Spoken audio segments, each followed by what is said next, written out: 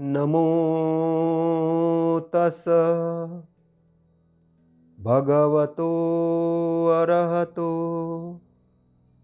सम्मा सम्बुद्धस्स। नमो तस् भगवतो अरहतो सम्मा सम्बुद्धस्स। नमो तस् भगवतो अरहतो सम्मा सम्बुद्धस्स। आज हम आपके समक्ष आर्यो अष्टांग मार्ग पर विश्लेषणात्मक बातचीत करने वाले हैं। बहुत जगह भ्रांति पैदा हो गई है कि तथागत ने ऐसा कहा है, चरवैते भिक्खवे बहुजन हिताय बहुजन सुखाय, आदि न कल्याण मध्य न कल्याण अंत न कल्याण। तो भिक्षुओं चारिका करो बहुत जनों के हित के लिए, बहुत जनों के सुख के लिए और मनुष्य के प्राणी मात्र के कल्याण के लिए, उनके वर्तमान कल्याण के लिए, उनके बाद वाले कल्याण के लिए और उनके अंतिम कल्याण के लिए भी। तो तथागत एक्टिव पर्सन है। तथागत क्रियाशील व्यक्तित्व के हैं। तथागत कर्म की बात करते हैं और तथागत बहुत क्रियाशील है। तो एक ये तथागत का एक पक्ष है। दूसरे क्षेत्र में भी वे क्रियाशील है। उनके पूरे के पूरे अगर ध्यान देखा जाए, पूरा का पूरा उनका धम्म देखा जाए, तो वो एक्टिविटी को, व्यक्ति के आंतरिकता को डेवलप करने के लिए, मनुष्य मात्र के विश्व के सुख और समृद्धि के लिए है। सबसे पहले जो व्यक्ति अपना भला करेगा, जो व्यक्ति अपने को सन्मार्ग में लाएगा, जो व्यक्ति ज्ञानवान बनेगा, जो व्यक्ति उद्यमशील बनेगा, जो व्यक्ति बहुत अच्छा बनेगा, वही अच्छाई की शिक्षा दे सकता है। जिसने जो चीज नहीं जानी, वो चीज की वो शिक्षा नहीं दे सकता, पहली शर्त। इसलिए धम्म के प्रचार प्रसार के लिए तथागत ने जिस संघ को नियुक्त किया था, वो प्रशिक्षित संघ था। उनका बाकायदा प्रशिक्षण होता था और प्रशिक्षण का ऑब्जेक्ट था, प्रशिक्षण का उद्देश्य था। उस ऑब्जेक्ट को, उद्देश्य को ध्यान में रखते हुए संघ को प्रचार प्रसार करना होता था। संघ कुछ भी बेमतलब की फालतू बातों का प्रचार प्रसार नहीं करता था। संघ के अंदर में मनाही थी कि कुछ भी दिग्भ्रमित करने वाले सब्जेक्ट को मत उठाओ, कुछ भी जनता को बरगलाने वाले, जनता को पथविहीन बनाने वाले विषयों का त्याग करने की बात थी। इसलिए तथागत चमत्कारों के द्वारा धम्म दीक्षा देने में मनाही करते थे। तथागत का मूल उद्देश्य था कि धम्म के मार्ग पर आकर पूरे संसार के अंदर में सुख समृद्धि का साम्राज्य, सुख समृद्धि का राज्य कैसे स्थापित हो। और इसलिए तथागत का जो मार्ग है, बहुजन हिताय बहुजन सुखाय, बहुजन हिताय बहुजन सुखाय, आदि न कल्याण मध्य न कल्याण अंत न कल्याण का मार्ग है। तो तथागत के अष्टांग मार्ग पर हम विश्लेषण कर रहे हैं। तथागत के अष्टांग मार्ग पर विश्लेषण करते हुए हम पाते हैं कि लोगों की बहुत सारी दिग्भ्रांति है। लोग ऐसा समझते हैं, कुछ लोग ऐसी बात करते हैं कि तथागत का जो अष्टांग मार्ग है या तथागत का मार्ग है, ध्यान का ही मार्ग नहीं। कुछ लोग ऐसा कहते हैं। कुछ लोग कहते हैं कि पूरा ध्यान का ही मार्ग है, बाकी कुछ भी नहीं है। कुछ लोग ऐसा कहते हैं कि तथागत दुखियारों के दुख करने वाले व्यक्ति थे। कुछ ऐसा कहते हैं कि तथागत विष्णु के अवतार है। कुछ ऐसा कहते हैं कि तथागत पारमिताओं को पार करते करते, मतलब पारमिताओं को पूरा करते करते अनेक जन्म से आके सम्यक संबुद्ध बने। कुछ ऐसा कहते हैं कि तथागत ने केवल विपश्यना की शिक्षा दी, ध्यान की शिक्षा दी। कुछ ऐसा कहते हैं कि तथागत बहुत बड़े करुणावान हैं। कुछ ऐसा कहते हैं कि तथागत त्यागी है। कुछ ऐसा भी कहते हैं कि तथागत आधी रात को घर छोड़ के चले गए हैं और बड़े परिवार का ध्यान नहीं रखने वाले व्यक्ति हैं। अलग अलग व्यक्ति, अलग अलग बातें, अलग अलग दर्शन। अलग अलग व्यक्ति, अलग अलग सोच, अलग अलग दर्शन, उनकी अलग अलग चेतना, अलग अलग तरीके से महसूस करना और अलग अलग तरीके से अपना विश्लेषण प्रस्तुत करना। कुछ लोग तथागत को बहुत त्यागी मानते हैं। कुछ लोग तथागत को बहुत क्रांतिवादी मानते हैं। सबके अपने अपने दृष्टिकोण हैं, सबकी अपनी अपनी परिभाषा है, सबका अपना अपना ज्ञान है। लेकिन हमको जो ध्यान देने वाली जो बात है, तथागत सम्यक संबुद्ध क्या है, ये पहले समझना जरूरी है। तथागत बुद्ध नहीं है, बुद्ध के ऊपर की स्टेज में।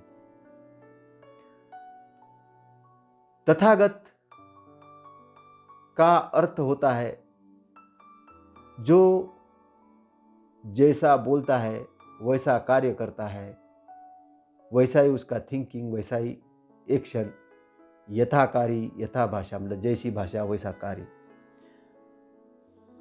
वो तथागत होते। बहुत उच्च श्रेणी होती है।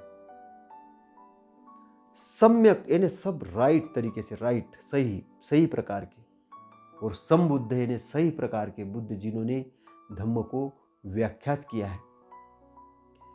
क्योंकि अपने मुक्ति के लिए इंसान मंदिर, चर्च, गुरुद्वारा, तीर्थ यात्रा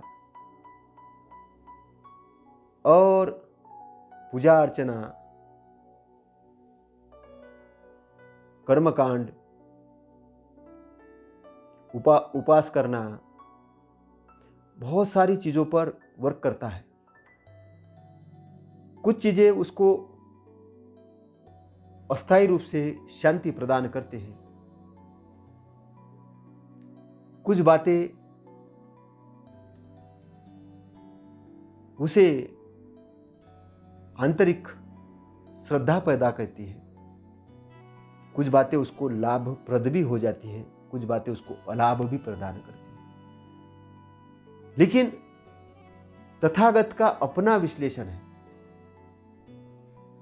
तथागत कर्म में बसते हैं। तथागत कहते हैं कि जो मेरा मार्ग है ये दुख मुक्ति का मार्ग है, संपूर्ण दुख मुक्ति का, टेम्पररी नहीं, संपूर्ण। दो बातों को समझना, एक टेम्पररी दुख दूर होना, संपूर्ण दुख दूर होना। अस्थाई शांति प्राप्त होना, स्थायी शांति प्राप्त होना। अस्थाई मुक्ति, परमानेंट मुक्ति। बातों को समझना। तथागत गहन विश्लेषणात्मक है। तथागत को समझना बहुत आसान है, लेकिन इतना सरल भी नहीं है जैसा कि लोग समझते। हमने जान लिया है, हमने समझ लिया है, लेकिन ऐसा नहीं है।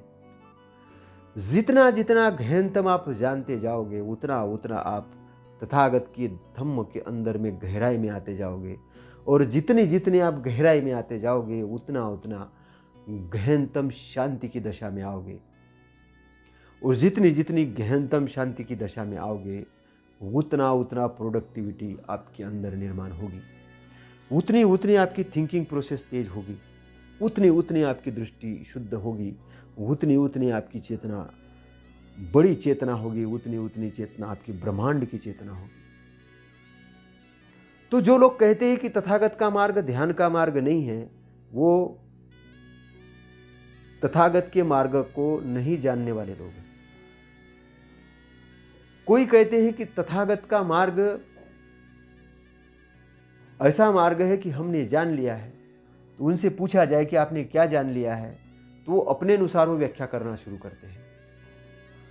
हर व्यक्ति की अपनी अपनी परिभाषा है, हर व्यक्ति का अपना अपना दृष्टिकोण है, लेकिन हमको सभी बातें तथागत के दृष्टिकोण से समझने की जरूरत है, तथागत के ज्ञान के अनुसार समझने की जरूरत है।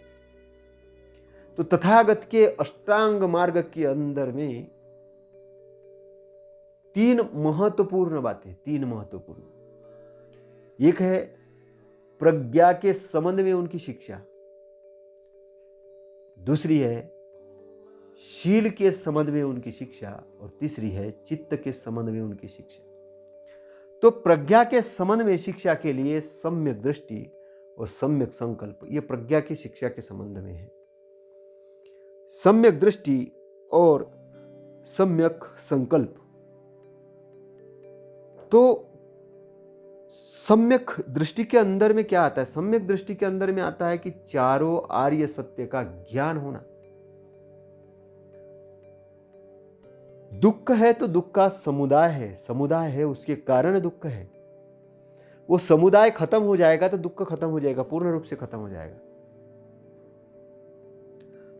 दुख का निरोध है तो निरोध का मार्ग है, और निरोध का मार्ग कैसा है? निरोध की ओर ले जाने वाला आर्य अष्टांगिक मार्ग है।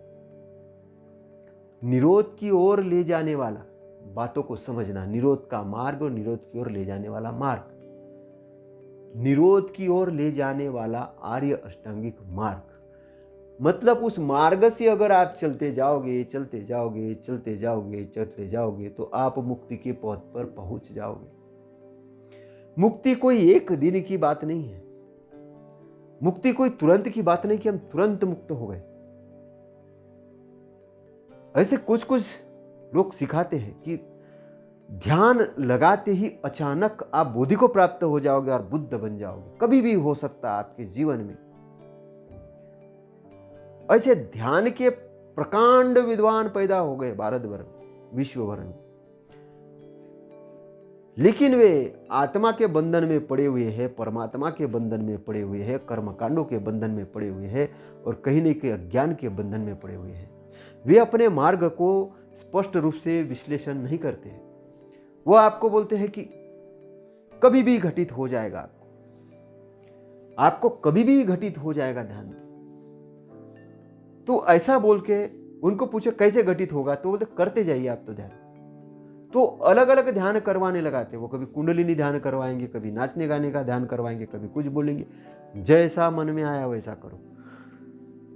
कुछ ने तो ये कहा कि काम से छूटना है तो खूब काम में चले जाओ, तो कुछ लोग उधर चले गए। कुछ ने तो ऐसा कहा कि काम को छूटना है तो बस उससे दूर भग जाओ। लेकिन तथागत ऐसा नहीं कहते। तथागत जागरण की बात करते, तथागत होश की बात करते। तथागत कहते हैं कि आपकी हर क्रिया, हर एक्शन जागृति के साथ होनी चाहिए। तो जागृति की अवस्था में ही प्रज्ञा रहती है, समझना। जागृति के अवस्था में ही प्रज्ञा रहती है, जागृति की अवस्था में ही प्रकाश निर्माण होता है, जागृति की अवस्था में ही प्रकाश वो स्थान है कि जहाँ पर सही और गलत की पहचान आपको होती है और गलत को आप पहचान कर दूर कर देते हो और अच्छाई को ग्रहण करते हो। ये प्रज्ञा के कारण है। तो जो प्रज्ञावान होगा उसका मुक्ति का मार्ग ओपन होगा। इसलिए प्रज्ञा प्राप्ति के लिए तथागत का धम्म उत्तम धम्म है। क्योंकि अगर प्रज्ञा की प्राप्ति नहीं हुई तो ज्ञान का द्वार नहीं खुलेगा। प्रज्ञा की प्राप्ति नहीं हुई तो ज्ञान का द्वार नहीं खुलेगा। जब ज्ञान ही नहीं होगा तो संकल्प, सही संकल्प कैसे लोगे? कुछ भी संकल्प ले लोगे। सही संकल्प लेने के लिए ज्ञान होना जरूरी है कि किसमें हमारी भलाई है, समाज की भलाई और हमारी उन्नति होने वाली है। तो तथागत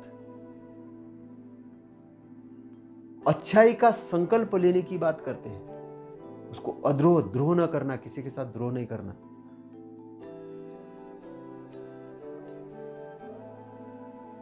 अविहिंसा मतलब हिंसा रहित का संकल्पना की बात करते हैं, मतलब करुणा का संकल्प लेने की बात करते हैं।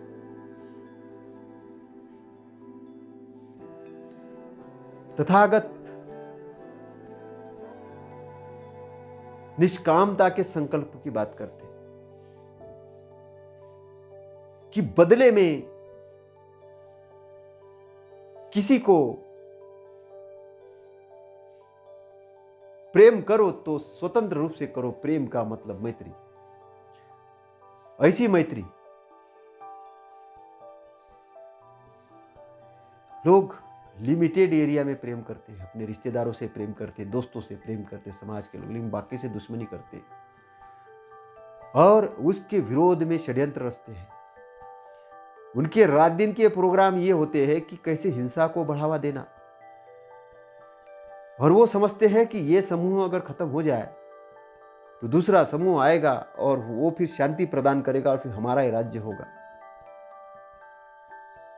ये तथागत कहते हैं संग्राम में लाखों लोगों को जीत लेने के बाद भी आप बड़े विजेता नहीं हो। संग्राम में लाखों लोगों को जीत लेने के बाद भी आप बड़े विजेता नहीं हो। लेकिन जो अपने आप को, स्वयं को जीतता है वही बड़ा विजेता होता है। तो जितना किसको है? स्वयं को। जितना स्वयं को है, क्योंकि जिसने अपने आप को नहीं जीता वो दूसरे को कैसे जीत सकता है? तुम बड़े बड़े मंदिर बना सकते हो, ट्रस्ट बना सकते हो, संपत्ति इकट्ठी कर सकते हो, भीड़ इकट्ठी कर सकते हो, लेकिन उस ट्रस्ट के अंदर में जो लोग ट्रस्टी है, पुजारी है, इनके अंदर से पवित्रता जन्म नहीं लेगी तो वो जनता का कल्याण कैसे करेंगे? जनता का कल्याण तो छोड़ो, क्या वो अपना कल्याण करेंगे? उनके अंदर की तृष्णा इतनी पनप जाएगी कि वही तृष्णा एक षड्यंत्र का कारण बनेगी, और वही एक षड्यंत्र का कारण बन के आपस में एक दूसरे को द्वेष भावना से एक दूसरे को हानि पहुंचाने का कार्य करेगी। इसलिए जो समूह बनते जा रहे हैं उनके अंदर पवित्रता की भावना कम होती है। इसलिए आप कभी पेपरों में पढ़ते होंगे, समाचारों में सुनते होंगे कि षड्यंत्र से इस आदमी ने इसका अकल्याण कर दिया, इस आदमी ने इसके प्रति दोष देने के हिसाब से, हानि पहुंचाने के हिसाब से कर्म कर लिया, इसने इसकी जीवन लीला को इस व्यक्ति ने समाप्त कर दिया। इस प्रकार के जो घटनाक्रम आप देखते होंगे वो आंतरिक तृष्णा के कारण, आंतरिक द्वेष के कारण, चित्त की कलुषता के कारण है। व्यक्ति अपना सच्चा मित्र खुद है और व्यक्ति अपना ही सबसे बड़ा दुश्मन भी बन सकता है।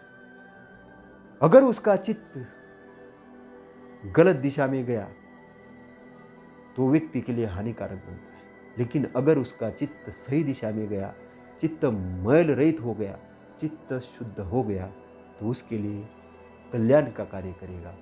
और उस प्रकार के कल्याण का कार्य करेगा कि उसका कल्याण जो उसके माता पिता बंधु बांधव नहीं कर सकते, उससे भी बड़ा कल्याण वो चित्त कर लेगा। लेकिन अगर गलत दिशा में जाने वाला चित्त गलत रास्ते पे गया तो वो चित्त, उसके दुश्मन भी उसकी हानि नहीं करेंगे, उससे बड़ी हानि उसका चित्त कर लेगा। इसलिए आपने कभी कभी पेपरों में पढ़ा होगा, जाना होगा कि उसने अपनी जीवन लीला को समाप्त किया, उसने अपने आप को क्षति पहुंचाने की कोशिश की। उसने क्यों किया? उसका चित्त सही मार्ग पे नहीं था। उसको लग रहा था कहीं शरण स्थान पाने के लिए किसी मंदिर की वो यात्रा करने गया, वहां से मूर्ति की पूजा करके आया, सब कुछ किया, लेकिन फिर भी उसका चित्त शुद्ध नहीं हुआ। उसको जानकारी नहीं मिल पाई, केवल वो मन्नतें मांगते रहा, लेकिन चित्त ने, गलत प्रवृत्ति ने उसके ऊपर कंट्रोल कर लिया। तो तथागत का जो दम है गलत प्रवृत्ति को हराने का काम करता है। तथागत का धम्म है आंतरिक कलुषता को खत्म करने का काम करता है, और ये काम प्रज्ञा के माध्यम से होता है।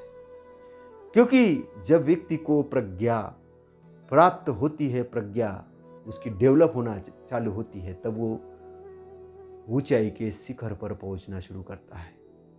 और जब वो ऊंचाई के शिखर पर पहुंचता है तो अंधेरे में पड़ी जनता को आराम से देख सकता है, अपनी अंदर में आने वाले मैल को, कलुषता को वो देख सकता है, अपने अंदर उठने वाले क्रोध को वो देख सकता है, अपने अंदर उठने वाले द्वेष को वो देख सकता है, और क्रोध को खत्म कर सकता है शांति के द्वारा, द्वेष को खत्म कर सकता है मैत्री के द्वारा, अपने आप को सत्य के पथ पे ला सकता है असत्य को जानकर, और असत्य को जीत सकता है सत्य का ज्ञाता बनकर।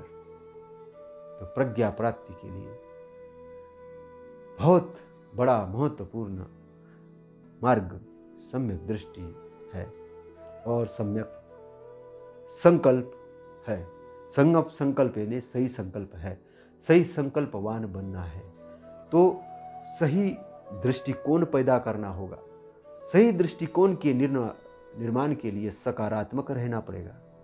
सकारात्मक रहने से सम्यक दृष्टि का विकास होता है, और सम्यक दृष्टि का जैसे जैसे विकास होगा, आंतरिक दृष्टिकोण का जैसे जैसे निर्माण होगा, तो आपके अंदर प्रज्ञा की प्राप्ति होना शुरू हो जाएगा, प्रज्ञा का डेवलपमेंट होना शुरू हो जाएगा, प्रज्ञा का विकास होना शुरू हो जाएगा, और चारों आर्य सत्य का आपको ज्ञान होना शुरू हो जाएगा।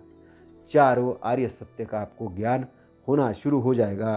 तो तथागत का जो शिक्षा का जो क्रम अष्टांगिक मार्ग के अंदर है वो है सम्यक प्रकार का है।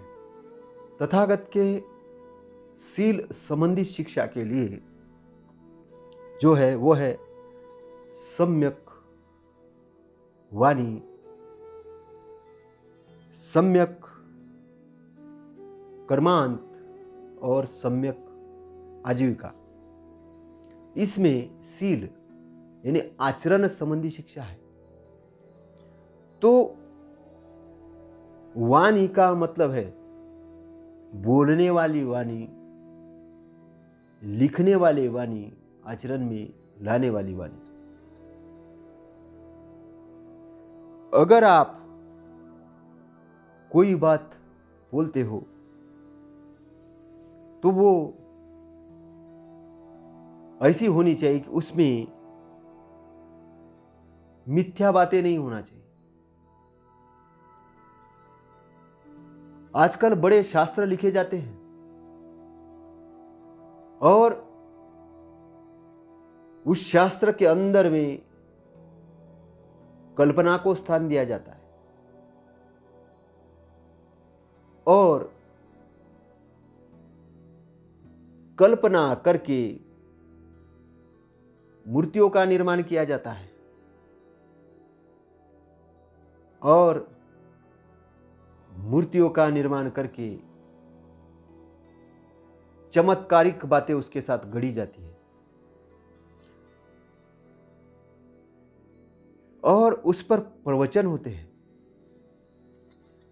और प्रवचन होकर व्यक्ति के अंदर एक धारणा पैदा की जाती है और उस धारणा के साथ, उस दृष्टिकोण के साथ उसको बांध दिया जाता है। जब उस दृष्टिकोण के साथ उसको बांध दिया जाता है तो वो बंधन बन जाते हैं।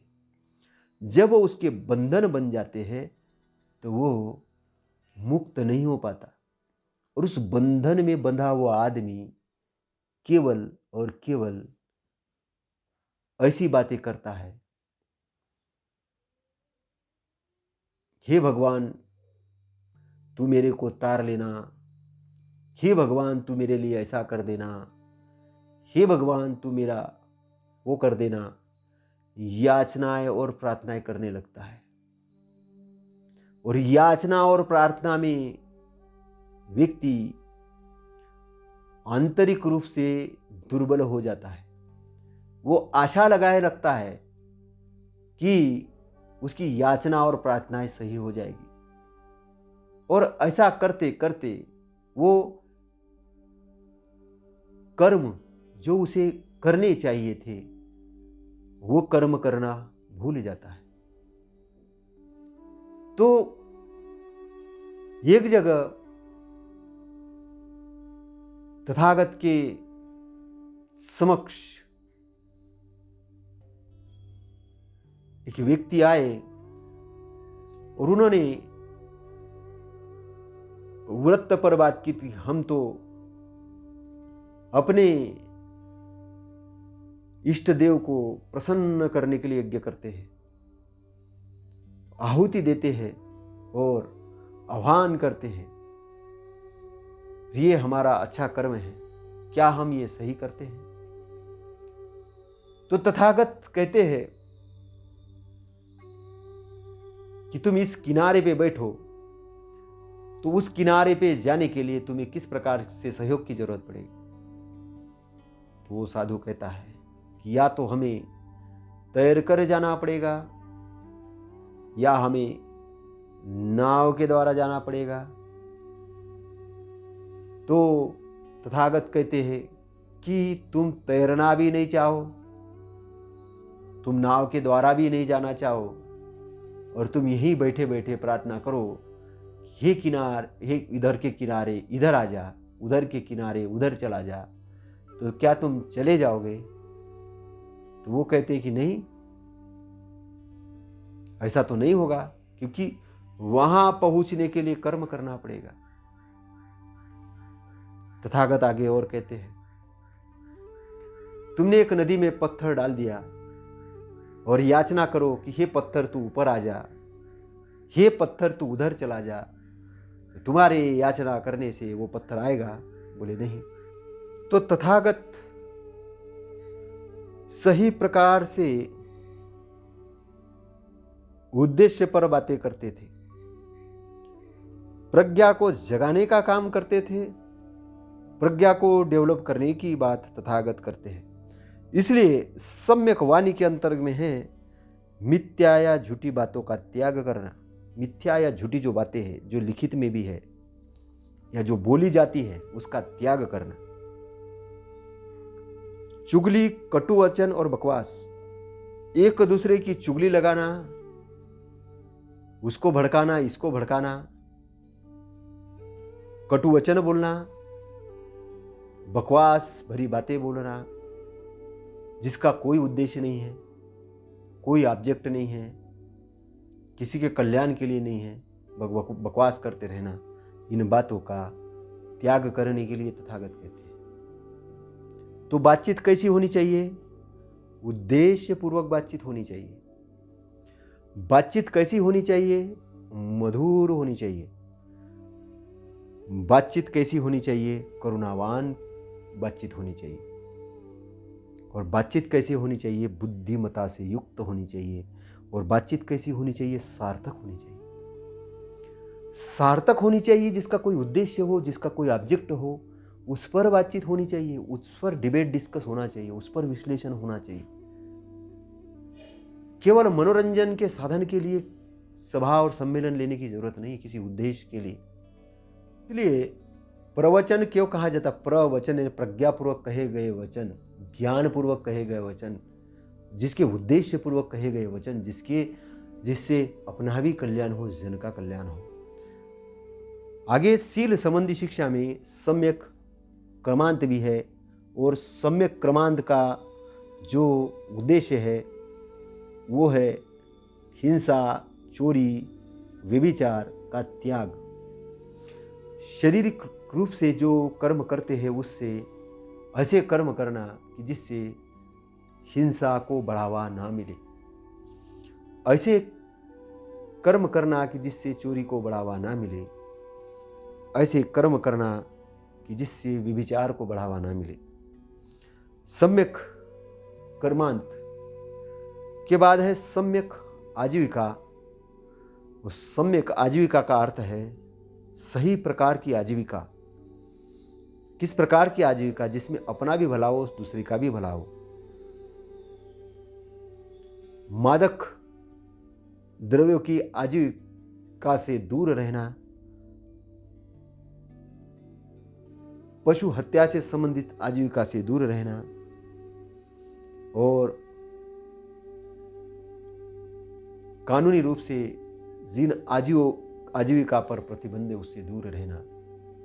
तो नियम कानून ऐसे बनाना कि जो सबके भलाई के लिए हो, अपने भलाई के लिए, सामने वाले के भलाई के लिए। लेकिन तथागत आजीविका को सम्यक आजीविका इसलिए भी कहते हैं कि अगर एक डॉक्टर है तो डॉक्टर ने लोगों की भलाई के लिए काम करना चाहिए। एक इंजीनियर है तो इंजीनियर ने लोगों के भलाई के लिए काम करना चाहिए। एक कानून विशेषज्ञ है तो उसने लोगों के भलाई के लिए काम करना चाहिए। और एक व्यापारी है तो उसने भी लोगों के भलाई के लिए काम करना चाहिए। तो लोगों की भलाई करके अपनी भलाई करना चाहिए। केवल पैसा कमाना उद्देश्य नहीं होना चाहिए। पैसे के साथ साथ में एक अच्छी सेवा भाव भी हो। पैसे के साथ साथ अच्छी सेवा भाव भी। और जहाँ सेवा भाव नहीं आता है वहाँ हड़पना होता है, चोरी होती है, ठगी होती है, वहाँ पर एक दूसरे को धोखा देना होता है। और लोग इस तरीके से भी पैसे कमाने में तृष्णा से ललायित हो जाते हैं और वो अपने जीवन की शांति गवा देते हैं, अपने जीवन में सम्मान गवा देते हैं और रात की नींद सही से नहीं ले पाते हैं। इसलिए शील संबंधी शिक्षा बड़ी महत्वपूर्ण शिक्षा है। इसलिए शील संबंधी शिक्षा बड़ी महत्वपूर्ण शिक्षा है। और शील ये बेस्ड है, धर्म का आधार स्तंभ है।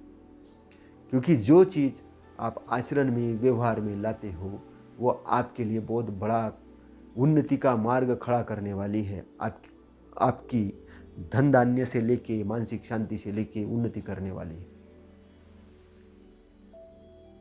आगे की जो शिक्षा है तथागत की, वो चित्त संबंधी शिक्षा है। चित्त को शुद्ध करने के लिए, तो चित्त को शुद्ध करने के लिए 3 प्रकार की शिक्षा है। एक है सम्यक व्यायाम, दूसरा है सम्यक स्मृति और तीसरा है सम्यक समाधि। तो ये तीनों भी शिक्षा है, ये चित्त के संबंध में शिक्षा है। तो सम्यक व्यायाम का मतलब क्या है? व्यायाम यानी सम्यक व्यायाम, एक्सरसाइज क्या करनी है? पहला तो ये करना है कि जो बुराइयां अभी हमारे पास आई नहीं, वो बुराइयों को आने नहीं देना है। और उसके लिए निर्धारण करना है, दृढ़ निश्चय करना है, चित्त को अनुशासित करना है और चित्त का कंट्रोल अपने हाथ में लेना है। चित्त का कंट्रोल अपने हाथ में लेना है, चित्त को अनुशासन करने का काम अपने को करना है। चित्त को पहले समझना है, जानना है, फिर उसका अनुशासन करना है, फिर उसको अपने हाथ में लेना है। चित्त किस प्रकार से चलता है, चित्त का वर्किंग क्या है, और ये ध्यान की अवस्था में आपको समझ में आना शुरू हो जाएगा। तो चित्त कैसा होता है? चित्त चंचल होता है, चपल होता है, और ये बुद्धिमान व्यक्ति द्वारा उसको कंट्रोल किया जाता है। चित्त को समझा जाता है कि चंचल है, चपल है, उसको इसलिए उसको कॉन्सेंट्रेट करके एक जगह उसको स्थिर किया जाता है, उसको लगाया जाता है जहाँ पर उसका उपयोग है उधर लगाओ उसको।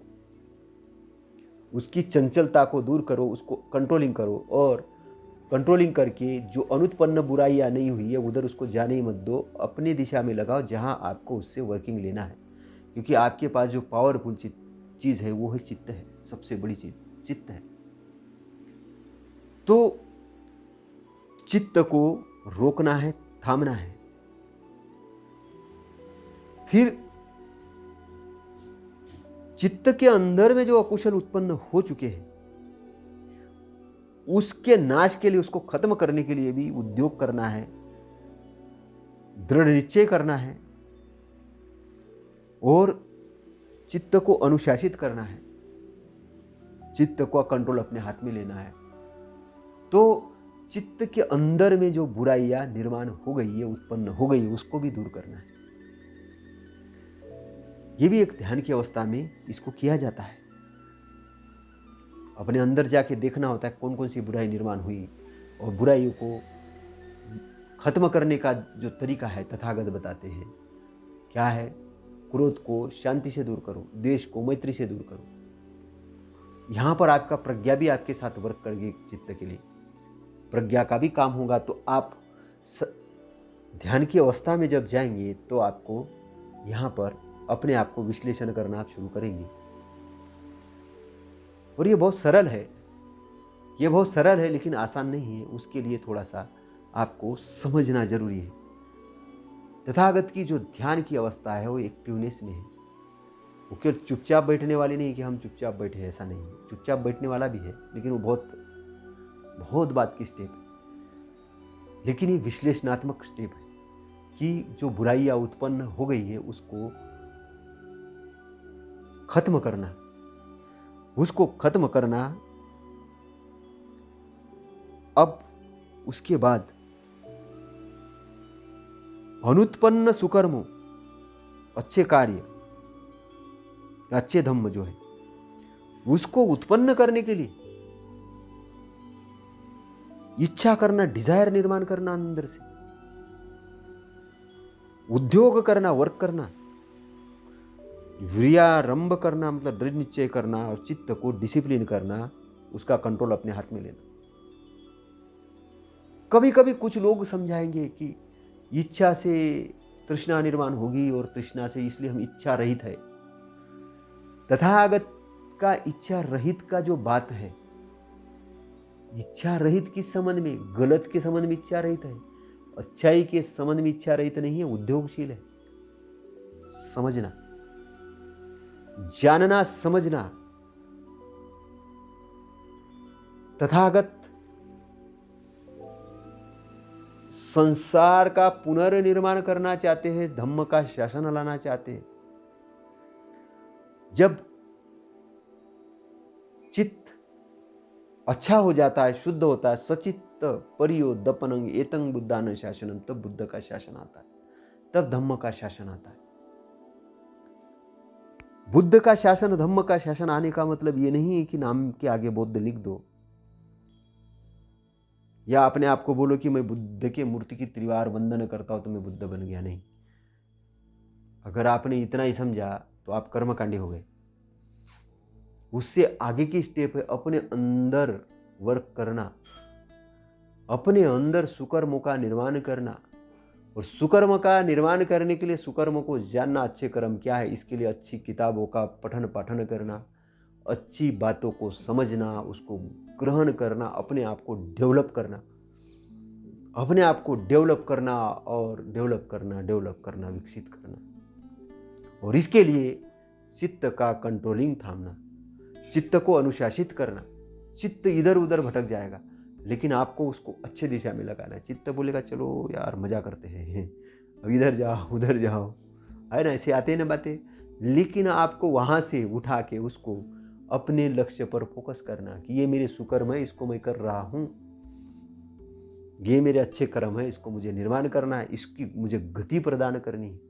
इसके लिए फिर इच्छा जगाना, इंटरनल इच्छा जगाते रहना, इच्छा जगाते रहना। आप वो गलत शिक्षा के अंदर नहीं आना, लोग जो सिखाते हैं इच्छा ही नहीं करना कोई चीज़ की, तो वो खाली ध्यान है। मेरे मेडिटेशन बोलते बाबा साहब, खाली ध्यान, खाली ध्यान वाला ध्यान कोई ध्यान नहीं होता। वो तो जो स्मशान की लकड़ी है जो कि पड़ी हुई है, ना जलाने के काम आ रही, ना कोई काम पे आ रही, वो पड़ी है। तो कुछ लोगों का जीवन ऐसा ही है जो कुछ भी नहीं डिजायर कर रहे, कोई इच्छा ही नहीं कर रहे, कोई कर्म ही नहीं कर रहे, और सोच रहे कि बस खाते रहो, पीते रहो, सोते रहो, बस यही जीवन है। उतना जीवन नहीं है। मरा हुआ आदमी और जिंदे आदमी में अंतर होता है। तो वो ऐसा अगर जीवन जी रहे हो तो मरे हुए आदमी का जीवन जी रहे हो। लेकिन अगर आपको दुख निरोध की ओर ले जाना है, दुख निरोध की ओर जाना है, तो ये मार्ग है, ये मार्ग है। नहीं तो दुख में, आलस्य में पड़े पड़े पड़े पड़े अपना समय व्यर्थ गवा दोगे, और जब अंतिम समय आएगा तब बोलेंगे हम तो बंधन में ही बंधे हैं, हम तो भवचक्र के आवागमन के बंधन में ही बंधे हैं। बोलेंगे मुक्ति क्यों नहीं हो रही है? वहां कुछ नहीं होगा। फिर एक आधा अगर वहां सदगुरु, सदसंत, सदसाधु अगर आ गया, उसने बंधन की मुक्ति की बातें कह दी तो कुछ होगा। लेकिन ऐसा बहुत कम लोगों के साथ होगा। अगर आपके कोई पुण्य कर्म हो गए तो आपके साथ ऐसी घटित हो सकता है। लेकिन हम अंतिम समय का क्यों इंतजार करें? क्यों करें अंतिम समय का इंतजार? तो तथागत का दुख निरोध की ओर जो ले जाने वाला मार्ग है, उस मार्ग को पहले ही समझकर क्यों ना हम इस प्रकार का जीवन जिए, क्यों ना हम इस प्रकार की अपनी उन्नति करें। जैसे कि एक भौरा रस तो लेता है, रस तो लेता है फूलों से, लेकिन फूल को क्षति भी नहीं पहुंचाता, फूल को ईजा भी नहीं पहुंचाता है। फूल तो फूल बना रहता है, रस भी ले लेता है। तो ऐसा जीवन कि किसी को दुख कष्ट न देते हुए एक ऐसा जीवन जिए कि जिससे हमारा मुक्ति का मार्ग ओपन होता जाए, ओपन होता जाए, उसका विकसित होता जाए, विकसित हो जाए, डेवलप होता जाए, डेवलप होता जाए। इसलिए उत्पन्न सुकर्मों या कुशल कर्मों की स्थिति की अनाश, जो सुकर्म जो उत्पन्न हो गई, आपके लिए बड़ा धन है। उसकी अनाश यानी नाश नहीं होना चाहिए, उसकी वृद्धि, उसको वृद्धि करने के लिए, उसका विकास करने के लिए, डेवलप करने के लिए इंटरनली डिजायर निर्माण करना, इंटरनली डिजायर निर्माण करना, दृढ़ निश्चय करना और चित्त को रोकना थामना, चित्त को रोकना थामना। केवल अभी यहां पर यह समझने वाली बात है, कुछ कुछ लोग अब बड़े बड़े प्रवचन देते हैं और कहते हैं कि इच्छा मत करो कोई चीज का ध्यान। वो ध्यान की एक स्टेज है, लेकिन जीवन के अंदर में, जीवन के अंदर में आपको कर्म करना है। आप 24 आवर्स कर्म के बंधन में बंधे हो। कर्म के बंधन, बंधन नहीं होने चाहिए। कर्म ऐसे होने चाहिए कि बंधन से मुक्ति, बंधन से मुक्ति के कर्म। तो अच्छाई के अंदर में बंधन नहीं बनती, एक बात और ध्यान देना। अच्छे कर्म के अंदर में बंधन नहीं बनते, लेकिन बुरे कर्म के अंदर में बंधन बनते हैं, गांठें बनती है, और वो गांठें आपको पीड़ित करती है। अगर मैं आपको ये कहूँ कि किसी से आप मधुर वाणी में बात कर रहे, अच्छी वाणी में बात कर रहे, तो आप चित्त के अंदर जाके देखिए, आपको कोई टेंशन नहीं होने वाला, कोई आपका सर दर्द नहीं होगा। लेकिन किसी को गाली दीजिए, गलत बोलिए, तो आपको सर दर्द होना शुरू हो जाएगा, गांठें शुरू हो जाएगी। आप पॉजिटिव थिंकिंग सोचो तो आपको सॉल्यूशन मिलेगा, अच्छा होगा। लेकिन आप निगेटिव सोचो तो चित्त कंट्रोल होगा, अंधेरा छाना शुरू हो जाएगा। तो सकारात्मक थिंकिंग, पॉजिटिव थिंकिंग का महत्व है। यहाँ पर ब्रेन पर, चित्त पर काम करने की जरूरत है। समझना, छोटी छोटी चीजें बड़ी महत्वपूर्ण चीजें। तो वृद्धि करना है अच्छाई की, ताकि हमको ये पता चले सही और गलत क्या है, सही और गलत क्या है, और सही को थामना है, बुराई को नहीं थामना है। सही के लिए सही दिशा में चित्त को लगाना है, उसको अनुशासित करना है और अनुशासित करके दृढ़ निश्चयवान बन के अंदर से डिजायर जगा के सुकर्मों को जो उत्पन्न हुए हैं उसकी वृद्धि करवाना है, उसको आगे बढ़ाना है। तो भिक्षुओं के लिए चारिका करने के लिए तथागत क्यों कहते थे धम्म का उपदेश करो, उपदेश करो, उपदेश करो। केवल भोजन ग्रहण करने के लिए नहीं कि जाओ और भोजन ग्रहण करके समाज से दूर हो जाओ, नहीं, ज्ञान अर्जन करके प्रवचन देकर समाज के अंदर में एक धम्म का वातावरण निर्माण करना, धम्म का शासन निर्माण करना। और धम्म का शासन का मतलब है कि बहुजन हिताय बहुजन सुखाय, बहुत जनों के हित के लिए, बहुत जनों के सुख के लिए, बहुत लोगों के, बहुत संसार के, बहुत प्राणी मात्र के हित के लिए, सुख के लिए। किस प्रकार के? आदि न कल्याण शुरुआत में भी कल्याणकारक हो, मध्य न कल्याण बाद में भी कल्याणकारक हो, अंत में भी कल्याणकारक हो, क्योंकि बंधन से मुक्त हो जाओगे। तो अब यहाँ लालच की जरूरत नहीं पड़ेगी कि स्वर्ग मिलेगा, ये कर्म करो, कौवे को ये करो, खिलाओ, अब वो जरूरत नहीं पड़ेगी, क्योंकि आपने आंतरिक रूप से काम किया होगा, आप विजेता बन चुके होंगे। अब आप दिग्भ्रमित व्यक्ति नहीं है, अब आप बंधन वाले व्यक्ति नहीं, मुक्त व्यक्ति है, आप मुक्त व्यक्ति है और आप आजाद है, स्वतंत्र है। आगे सम्यक स्मृति, सम्यक स्मृति होश का मार्ग, सम्यक स्मृति। तो स्मृति किस किस बातों पे करनी है? देखिए, हमारे चित्त के अंदर में जो स्टोर होता है, हम काय से कोई भी कर्म करते जाके कहाँ होता है? चित्त के अंदर स्टोर होते हैं। हमारी जो एक्शंस होती है, जो वेदनाएं निर्माण कहाँ जाती है? चित्त में स्टोर होती है। तो जो धम्म के अनुसार हम डेवलपमेंट करेंगे तो क्या होगा? चित्त के अंदर में जो कलुषता है वो दूर होना शुरू हो जाएगी। और चित्त को जानना कि चित्त क्या है, चित्त की स्थिति क्या है, कैसी है, ये जानना, इसके लिए ये सम्यक स्मृति है। तो किस किस पर स्मृति करनी? काय पर स्मृति करनी। काय के, काय यानी शरीर के क्या क्या भाग है शरीर के, ये देखना है।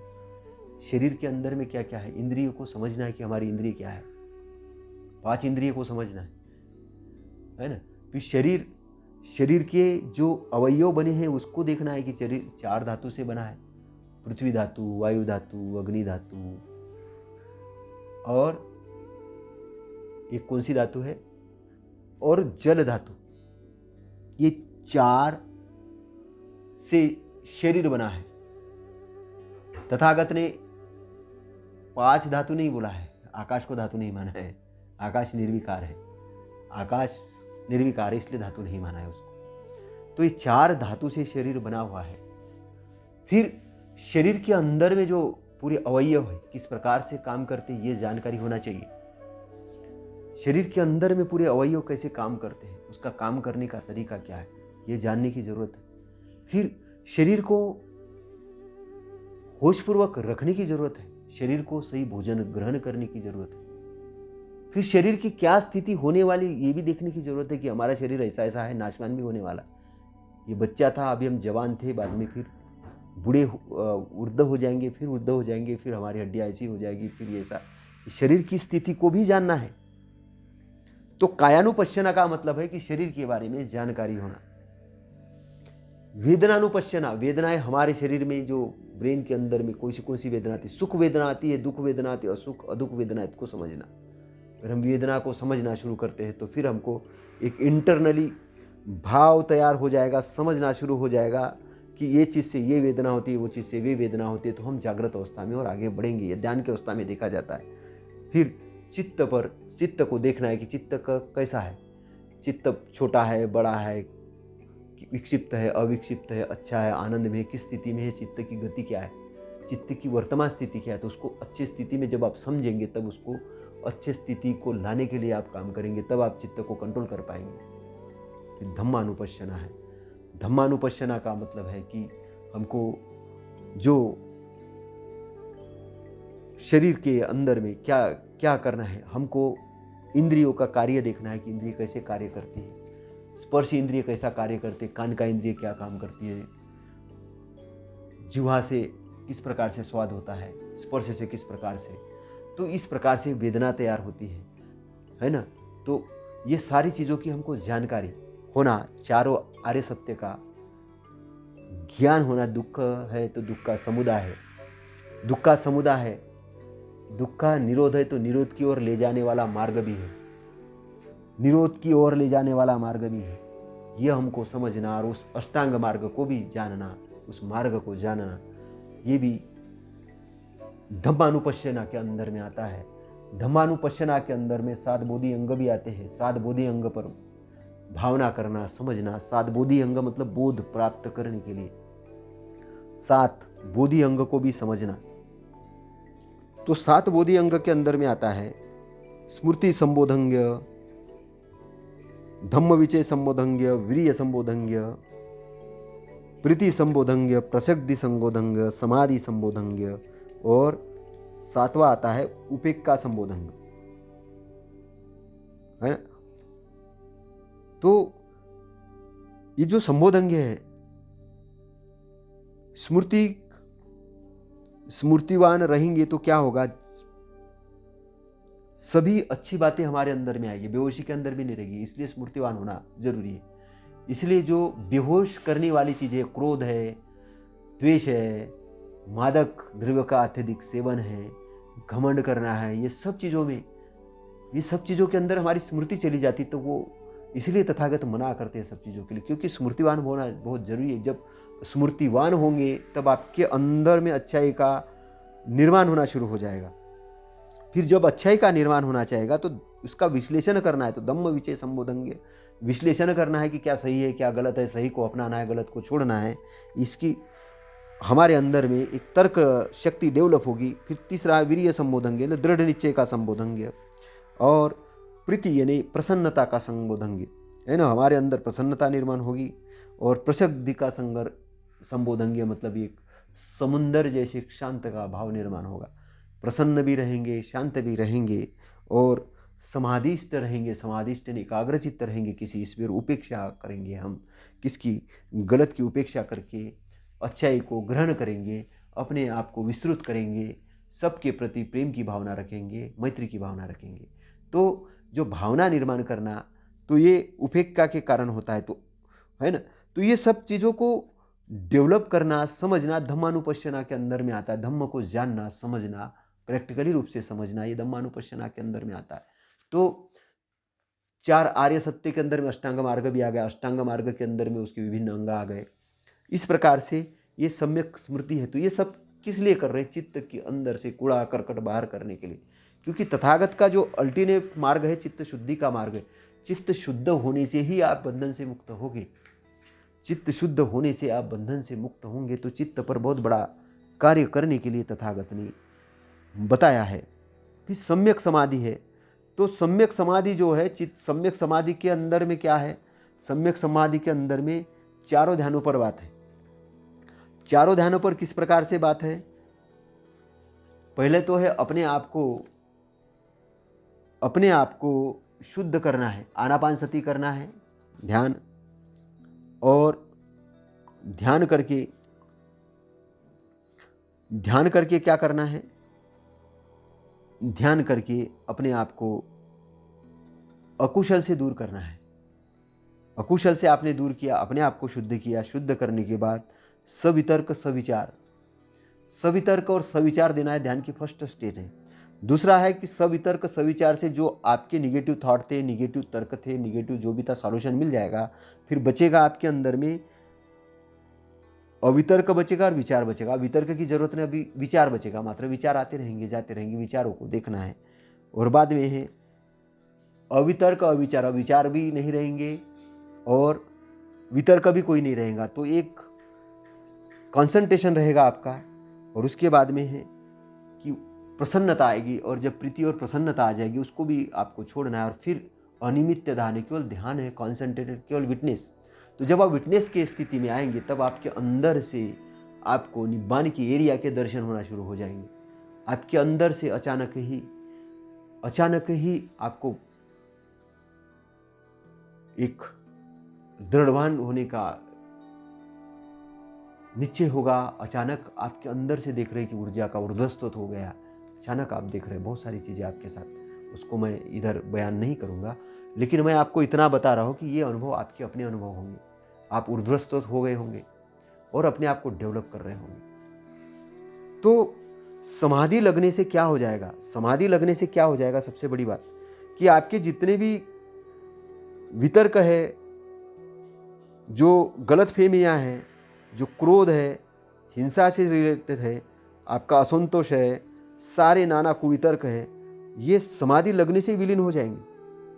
और विलीन होके आप इंटरनली रूप से पूर्ण शुद्ध हो जाएंगे। आपकी पूरी अंदर से स्वच्छता हो जाएगी। और किस प्रकार से आप रहेंगे? आप हो जाएंगे कमल के जैसे पानी में, लेकिन पानी अपने अंदर नहीं ले रहा। आप बुराई के अंदर होते हुए बुराई अपने अंदर नहीं लेंगे। और इस घटना को जैसे जैसे बार बार दोहराएंगे तो आप इस संसार में तो रहेंगे, लेकिन संसार की बुराई आपके अंदर नहीं आएगी। आप अब प्रशिक्षित व्यक्ति होंगे और आप दुख निरोध की मार्ग की व्याख्या समझ चुके होंगे। तथागत है ना, ये विश्लेषणात्मक है और ये बहुत आसानी से कम शब्दों में मैंने बताया है, आसानी से कम शब्दों में बताया है। और इसके बाद में जो महत्वपूर्ण जो है कि इस स्थिति में आने के बाद 4 ब्रह्म विहार भी करना है। 4 ब्रह्म विहार मतलब ब्रह्म विहार है ना, तो हिंदी में लोग ब्रह्मचर्या बोलते हैं। ब्रह्मचर्या ब्रह्मव्रत नहीं है एक्चुअल में, ये ब्रह्मचर्या है। तो ब्रह्मचर्या धम्मचर्या का मतलब होता है कि मैत्री, करुणा, मुदिता और उपेक्षा, इस पर ध्यान करना है ना। मैत्री सभी दिशाओं के अंदर में अपने बारे में मैत्री करना, पहले मैत्री निर्माण करना और फिर 8 दिशाओं में 10 दिशाओं के अंदर उसको ले जाना। फिर करुणा, क्योंकि मैत्री आपके अंदर में जब निर्माण होगी तभी आप करुणा कर सकते हो, क्योंकि मैत्री आपको अनलिमिटेड बनाएगी, है ना। मैत्री आपको अनलिमिटेड बनाएगी। किस प्रकार से? जैसे गंगा नदी में मशाल लेके गया कोई आदमी, बोले मैं इस गंगा नदी को तो जला दूंगा, क्या जला पाएगा? नहीं। क्यों? क्योंकि जलने का गुण ही नहीं है। मैत्री के अंदर में जब आप आ जाएंगे तो आपके अंदर पावर डेवलप होना शुरू हो जाएंगी। पृथ्वी के ऊपर कोई खोदने के लिए गया, मैं बोले पूरी पृथ्वी खोद डालूंगा, खोद पाएगा? नहीं खोद नहीं पाएंगे। और खोदेगी लेगा तो क्या पृथ्वी उसका विरोध कर रही? नहीं, उसको फर्क नहीं पड़ रहा, क्योंकि पृथ्वी के अंदर विरोध करने का गुण ही नहीं। तो मैत्री के अंदर में जितनी भी अकुशलताएं हैं, है ना, मैत्री के अंदर जितनी भी अकुशलताएं हैं, वो अकुशलताएं मैत्री में टिक ही नहीं पाएगी, है ना। तो किस प्रकार से आपका चित्त किस तरह से हो जाएगा? पृथ्वी की तरह हो जाएगा, दृढ़, है ना, पृथ्वी की तरह दृढ़ हो जाएगा और गंगा की तरह शांत हो जाएगा। पृथ्वी की तरह दृढ़ हो जाएगा, गंगा की तरह शांत हो जाएगा। उसके अंदर कोई कालिक नहीं होगी और राग द्वेष होगा ही नहीं, क्योंकि जो कालिक है या जो कलुषता है वो राग द्वेष के परिणाम से है। तो शांत चित्त का मतलब है कि आपकी जो मैत्री है वो कैसी रहेगी? केवल कुछ पाने की लालसा की नहीं, आपकी निष्काम मैत्री होगी। निष्काम यानी आपका किसी से कोई वास्ता नहीं तो भी आप उससे मैत्री करेंगे। आपका पंछियों से कोई वास्ता नहीं, उससे मैत्री कर लेंगे। आपको बच्चे से कुछ मिल नहीं रहा, लेकिन फिर भी आप उससे मैत्री करोगे, उससे अच्छे से बात करोगे। आपका एक जीवन बड़ा आनंदमय जीवन हो जाएगा। और फिर उसके बाद आएगी करुणा। करुणा पर आपको भावना करनी है।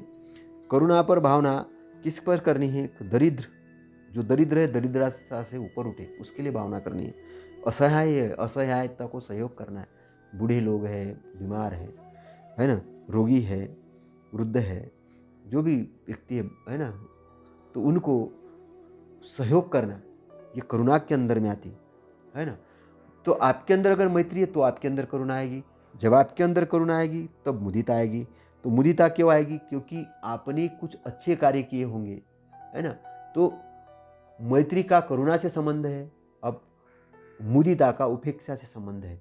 तो मुदिता का मतलब क्या? आंतरिक प्रसन्नता आएगी। तो मैत्री के कारण क्या होगा कि आप आगे बढ़ रहे होंगे तो आपके अंदर में मुदिता डेवलप होगी तो वो जो मुदिता होगी, उस मुदिता से क्या होगा? आप प्रसन्न हो जाएंगे। तो प्रसन्न होने से आपको अच्छा करने में मजा आएगा, लोगों की अच्छाई में मजा आएगा। और आपके अंदर में जो असीम साहस निर्माण होगा, विजेता की भावना निर्माण होगी। आप अपने अंदर में बल देखोगे, आप लोगों के अंदर बल देखोगे। जितनी दुनिया के अंदर अच्छाई है उसका आप सम्मान करोगे, उन अच्छाइयों का आप सम्मान करोगे और अपनी अच्छाई करके लोगों की अच्छाई करने में आप विश्वास करोगे तो आपका जो लेवल है वो विस्तृत होते जाएगा और खुद के साथ जो भलाई करेगा और दूसरे के साथ भी भलाई करेगा। इस प्रकार से एक भलाई का निर्माण होगा, एक भलाई की भावना की निर्माण होगी।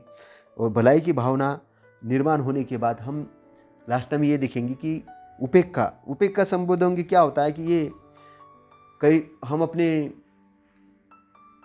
व्यक्ति से, अपने रिश्तेदारों से, बच्चों सबसे प्यार करते, दूसरे से घृणा करते, लेकिन उपेक्षा क्या करती है, आपके इसको विस्तृत करती है, वो द्वेष की भावना को खत्म करती है। तो उपेक्षा की भावना में क्या करना है, जैसे हमारे परिवार के साथ अच्छाई से व्यवहार करते हैं दूसरे के परिवार के साथ कहना है, जैसे अपने शरीर के साथ अच्छा व्यवहार करते तो दूसरे के साथ भी करना है। तो एक अच्छाई का निर्माण करती है। तो अच्छाई के भावना को विस्तृत करने का काम ये उपेक्षा करती है। गलत को प्रश्रय नहीं देने का काम उपेक्षा के बदले होता है। क्योंकि अगर प्रेम लिमिटेड है तो मैत्री अगर लिमिटेड हो गई तो वो क्या प्रेम का रूप धारण करती है ना। किसी के साथ द्वेष, किसी के साथ प्रेम, तो आपका जीवन एक खंड खंड वाला जीवन होगा, है ना। भाई जिसने जो कर्म किए उसको उसका रिजल्ट मिलेगा, है ना, आपको मालूम है। लेकिन आप अपने तरफ से क्यों पीड़ित हो रहे हैं, आपको मालूम है कि इसके साथ ऐसा होने वाला है, लेकिन आप क्या कर सकते हैं, आप उसको गलत को रोकने के लिए, क्योंकि उसके साथ अच्छा हो, आप अपने साथ भी ये देख सकते हो कि ये कर्म करने से ये गलत परिणाम आएगा, तो आप वो गलत नहीं करोगे, लेकिन आप अपने लिए फिर उपेक्षा की भावना करोगे, गलत के लिए आप उपेक्षा कर दोगे, है ना। किसी ने बोला अभी कि भाई बस कुछ भी जीवन चलता है, मैं तो रात दिन शराब पीऊँगा और लेकिन बस स्वस्थ रह जाऊँगा, ऐसा नहीं होगा। आपको वो समझ में आ गया कि नहीं, ड्रिंक करने से लिवर खराब होगा, तो आपको इसकी उपेक्षा करना है। ड्रिंक शुद्ध अच्छे जल लेना, अच्छी चीज़ें ग्रहण करना है, क्योंकि स्वस्थ रहना है। तो गलत की उपेक्षा करना, अच्छाई को ग्रहण करना, यही उपेक्षा का मतलब है। तो इसमें शांति की स्थापना करना इसका उद्देश्य है, और गलत की उपेक्षा करके अच्छा व्यवहार करना, ताकि प्रतिहिंसा की भावना खत्म हो जाए। अभी व्यक्ति क्या चाहता है कि बस दुनिया के अंदर शांति की स्थापना कैसे होगी, तो वो समझता है दूसरे की हिंसा करके। तथागत कहते हैं कि हिंसा किसके कारण होती है, विचारों के कारण है। जिस विचारों के कारण हिंसा होती है, जिस चित्त का दिग्भ्रमिक होने के कारण होती है, वो अगर सही हो जाए, सही विचार हो जाए, सही व्यक्ति लाइन पे आए, तो हिंसा की ज़रूरत नहीं पड़ेगी और चारों तरफ एक अच्छा वातावरण निर्माण होगा। तो तथागत के धम्म पर और अष्टांगिक मार्ग पर, और हमने आज जो विश्लेषणात्मक जो स्टडी किया है, जाना है, उससे आपको ज़रूर लाभ होगा। और ये संक्षिप्त में है, इस पर आपको स्वयं को भी काम करना होगा। ध्यान का मार्ग है तथागत का, है ना। अभी ये नहीं कहना कि भाई तथागत ने ध्यान सिखाया ही नहीं, तथागत ने ध्यान का विरोध किया, कैसे कुछ लोग कहते हैं ना। नहीं, तथागत के मार्ग में ध्यान क्या है, बैठ के क्या करते थे, बैठ के क्या करते थे, ध्यान ही करते थे। ध्यान का मतलब अनेक्टिव वाला ध्यान नहीं, खाली ध्यान नहीं, वो कुछ विश्लेषणात्मक, हर चीज़ में विश्लेषणात्मक, हर चीज़ के अंदर विटनेस, हर चीज़ के अंदर होश। बेहोशी वाला जीवन नहीं, बेहोशी वाला जीवन नहीं, अच्छाई वाला जीवन। और ये करुणा वाला, अच्छाई वाला जीवन जीते वक्त आप सदगति की तरफ आपकी बढ़ोतरी हो, दुख निरोध का जो मार्ग है आपको समझ में आए, आपका कल्याण हो, आपका मंगल हो। इन्हीं मंगल कामनाओं के साथ नमो बुद्धाय, नमो धम्माय, नमो संघाय। साधु साधु साधु।